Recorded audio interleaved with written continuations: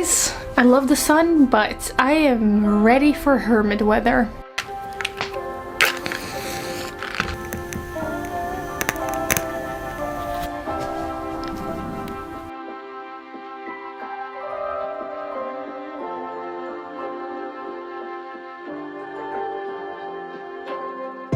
Hello, my name is Leonie. Welcome back to the channel, to the little corner of the internet where we babble about books. I have created a master list of all of the books that I've read that have a cozy autumnal atmospheric vibe to them. I've organized them by genre. I will let you know who I think would really enjoy this book and who I think would not enjoy this book, so it's kind of like a guide for you to decide what book to pick up this autumn. And at the end of the video I will also go over some of my most anticipated new releases that are coming out this fall. I've left out all of the Dark Academia books on this list, but that is because I am coming out with a specific video all about Dark Academia. So if you want to subscribe, you can, and then we'll make sure you don't miss that video when it comes out. I'm very excited about it. The first category is fantasy books that have a very atmospheric, vibey feel to them.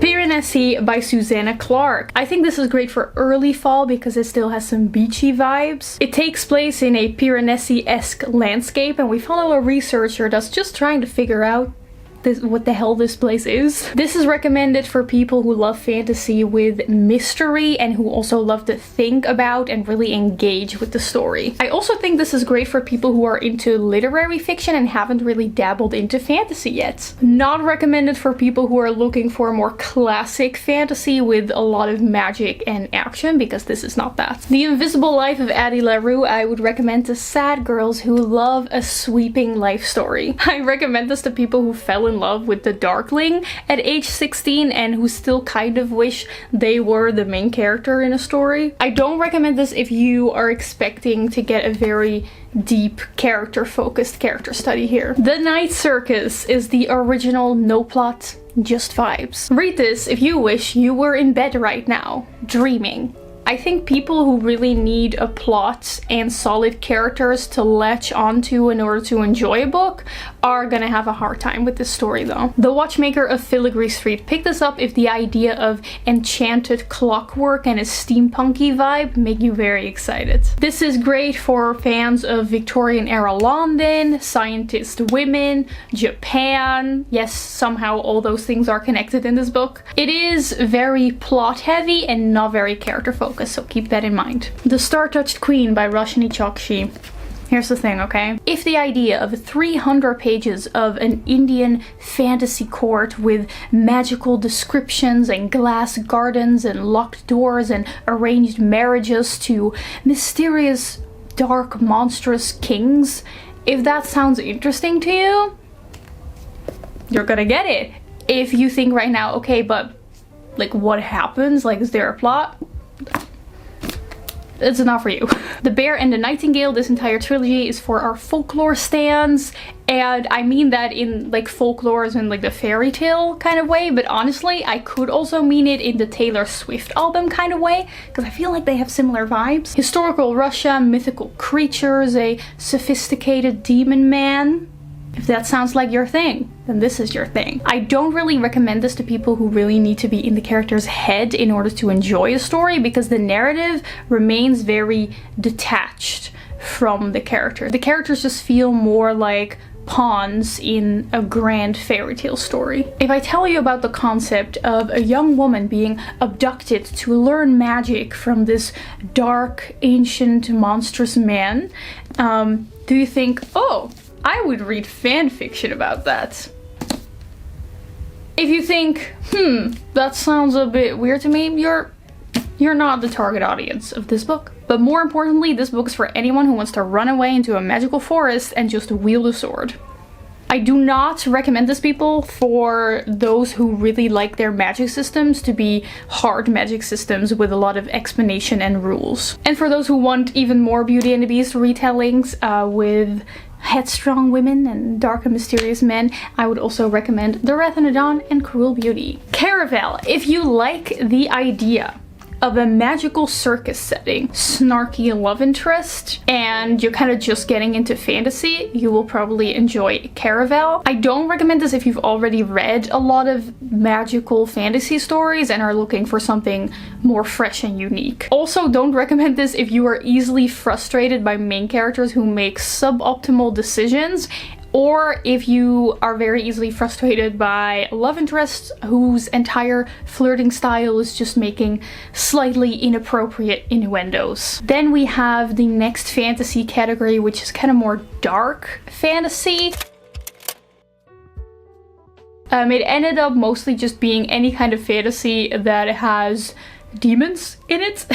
First, we have the Library of the Unwritten. This is for anyone who just wants to read a fantasy that is about the afterworlds of many different religions. This is great for you if a cool concept can really make or break a book for you. I do not recommend this to people who need some time to get attached to the story and the character, because this book really just throws you into the story and the action immediately. Of course, I had to mention Six of Crows, which I recommend to literally everyone in order to not sound like a broken record, because everyone praises this book.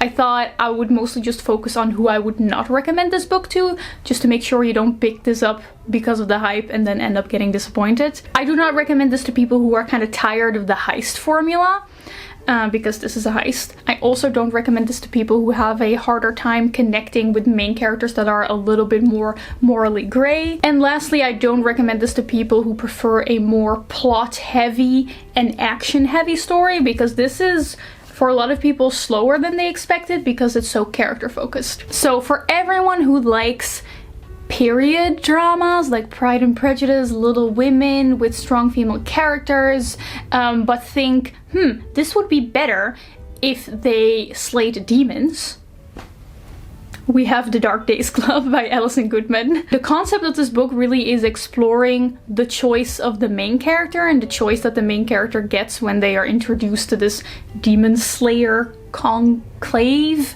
and being able to choose to take on that life or continue your own normal life. So if that doesn't sound interesting to you and you just want the action-y demon slaying part, this is not going to be for you. Then for YA lovers who love demon-y dark love interest and sassy main characters, we have Kingdom of the Wicked by Carrie Maniscalco. I don't recommend this to people who really want more emotional depth from their characters and people who really care about having a very tight-knit, well-researched plot and setting. The third book in this, I think, trilogy is coming out this September, so you can binge read the entire trilogy. Then we have Dune, which I think is the perfect book for autumn because it's fantastic if you just want to curl up on the couch and never get out of it and just spend your time escaping to this lore-heavy, richly built fantasy world. Don't really recommend this book to people who tend to not really care about extensive lore and world building, because that really is the shining factor of this book. Then I have an autumnal graphic novel, in my opinion. It is Monstrous. If you like this art style and you like the idea of steampunk horror, this is going to be great for you. It's also great if you're a fan of murderous main characters and if you love the trope of the demon-infested main character. It's giving Jujutsu Kaisen. I don't recommend this for people who tend to get lost very easily in extensive lore and characters and world building, because there's a lot of it in this. Moving on to the next category, which is Halloween-y books that are not scary. So most of these are going to be middle grade.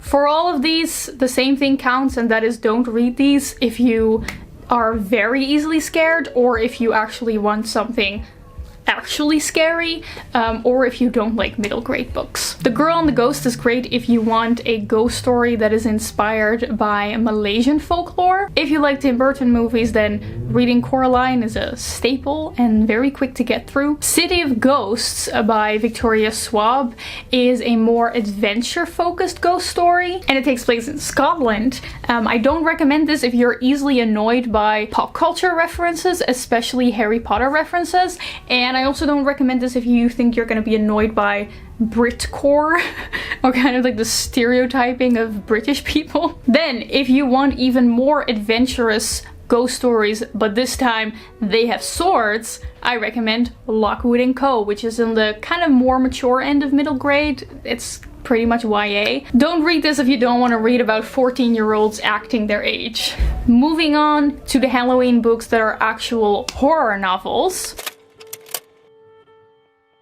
I still think none of these books that I've read are really that scary, but still, for all of them counts, don't read them if you're very squeamish. First we have Tender is the Flesh. You should read this if you love gore and if you like the idea of exploring cannibalism and just human depravity. Don't read this if you're vegan or vegetarian, because you're probably gonna think, why the hell did these people resort to cannibalism before just going vegan? At least that was my thought. Okay, Mexican Gothic is for all those people in the Venn diagram overlap between people who want to explore abandoned, overgrown mansions and people who have been wronged by men. It's a very atmospheric, slow simmering horror, so I wouldn't recommend this to people who really want to be scared and get a lot of action. Wilder Girls is great if you're looking for a more unsettling story with a sapphic romance. It's not for people who are easily weirded out, or I guess the better way to say this is not for people who don't enjoy being weirded out. It's a controversial book, and I think the people who love it are the kind of people who love weird stories, existential horror, if you like the movie Annihilation. But if those things I mentioned aren't your thing, you're gonna read this and think, I don't understand what the hype is about. Then we have Alice and practically all of other Christina Henry's books. If the idea of horror retellings of classic fairy tales sound good to you, then Christina Henry is gonna be your jam. Don't read these if you don't like gore for the sake of gore. If you want your horror atrocities to also have like a meaning or a goal to them, because this is just disturbing. These books, they're just there to make you feel disturbed. Another horror retelling of fairy tales is The Book of Lost Things by John Connolly. Don't read this if you want your childhood dreams to be crushed. But do read this if you love horror, but you also love the idea of being swept away into a dark and magical forest never to be seen again. Songs of a Dead Dreamer is a short story collection by Thomas Ligotti, so this is great if you're looking for short stories of existential horror. I don't think this is for horror fans who are really looking for action and thrill. Also, look at this cover. If you look at this cover and you think, woo, if you look at this cover and you think, oh, that's a weird vibe, it pretty perfectly represents the stories. Moving on to general fiction with an autumnal vibe. First we have Mrs. Death, Mrs. Death. This is for enjoyers of poetry, because half of the book is in prose and the other half of the book is in poetry form. I think this book will really hit home the most to people who have experienced death close to them and would like to read a story that deals with that in a slightly funny way. I don't recommend this to people who really want a more coherent story. If you think you're gonna lose interest in a book that's basically a combination, a collection of all sorts of different stories around the same theme, then I would skip this one. Never Let Me Go by Kazuo Ishiguro is great if you really want to lean into the melancholy of autumn, you know, the rainy days, the gloomy vibe and the sadness and the nostalgia to being a child and the friendships that you had and growing up and the things that you lose. It is speculative fiction, but I don't think it's great for people who want their speculative fiction to really focus on like the logic behind the speculation, because Ishiguro really uses the speculative aspect more to explore something, and it's not really about making it make sense. It's more there to explore an idea and a feeling. Then, moving on to two mystery novels that I've read that really have that cozy autumn vibe. First, we have Truly Devious, which is giving intense, cozy mystery vibes, specifically a cozy boarding school mystery. It's the typical rainy day whodunit. I highly recommend this if you really like quirky and eccentric characters. It's great to get you out of a reading slump. Don't read this if you are wanting more of a intelligent, well thought out mystery, because this is a lot more easy to read and chill and lighthearted. The Invention of Hugo Cabret is part graphic novel and part normal novel, like written words. It's not technically steampunk, but I think if you enjoy steampunk, you will like this 1930s Paris setting with a lot of like clockwork and toy making. It's also great if you really appreciate beautiful art and a childlike wonder. It is technically a children's book, although I do think it can 100% be enjoyed by adults, but if you're not really in the mood for that, then don't read this. The last category before the new releases is the classics that I've read with autumnal vibes. I feel like there are plenty more classics that have perfect autumnal vibes that I just haven't read yet, like Jane Austen and the Bronte sisters. I know I haven't read them yet, so I can't talk about that. Okay, Frankenstein. If you like dark academia, mad, ambitious scientists, the question of what it means to be human, what it means to be like a person in relation to other people, how to deal with the regrets and guilt and past mistakes, it's all in here, baby. If you thought Frankenstein was really about the monster, specifically the stereotypical version of like the green monster with like the... What even is that? Between his head, like a nail through his head, you're probably gonna be disappointed because it's not like that at all. It's not really about the monster, it's not really about the action or the scariness of it, it's about humanity. Then for all the lovers of the unhinged women trope, for all those people who have a lot of pent-up female rage in them, I recommend The Yellow Wallpaper by Charlotte Perkins Gilman. I was supposed to be impartial in this video, but you guys know this is like one of my favorite classics of all time. It's especially interesting to read about how sexism manifested itself in the 19th century, which is of course very different from how it manifests itself now. Don't read this if you don't like psychological horror. I put it in the classics section, but it is technically a classic psychological horror novel, so keep that in mind if you pick this up. It's also, by the way, short story, so if you're looking for something quick to get through, this is great. Then of course we have The Picture of Dorian Gray. This is perfect for anyone who is looking for a corruption arc. You know, if you loved Anakin going bad in Star Wars. The Picture of Dorian Gray. George Lucas is basically Oscar Wilde.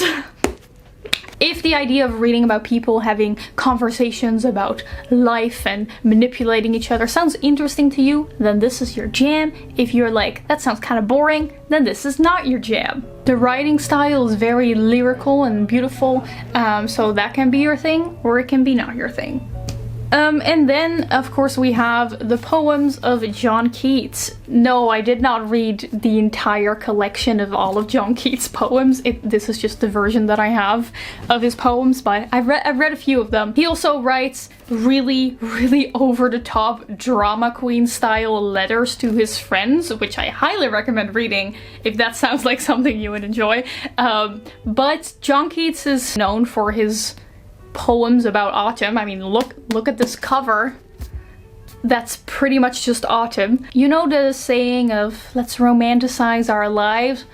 John Keats was doing that back in the 1800s. I think his poetry style might not really be your vibe if you are more into modern freestyle poetry, because of course this is kind of old, so it really is the kind of poetry that follows a classic rhyme scheme. Also, this is poetry which is always a little bit more linguistically challenging, and it's in a little old-fashioned English, so if English is not your first language, this might be a little bit more of a challenge to get through. I don't think it's impossible, like I managed, but it's something to keep in mind. I have plenty of videos on my channel where I really go into my personal recommendations a lot more, so if you want more in-depth about the books that I personally really enjoyed the most out of all the ones that I just mentioned, I will link it somewhere and you can watch it there. Now let's move on to a quick overview of, I think I have my six most anticipated releases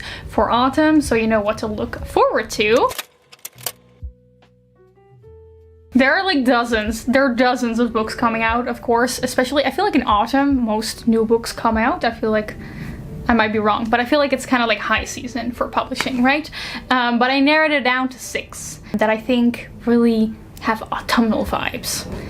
Whatever the hell that means. That's just my personal vibe check. I vibe checked these books and I came to the conclusion that they were very fall approved by me, a random girl on the internet.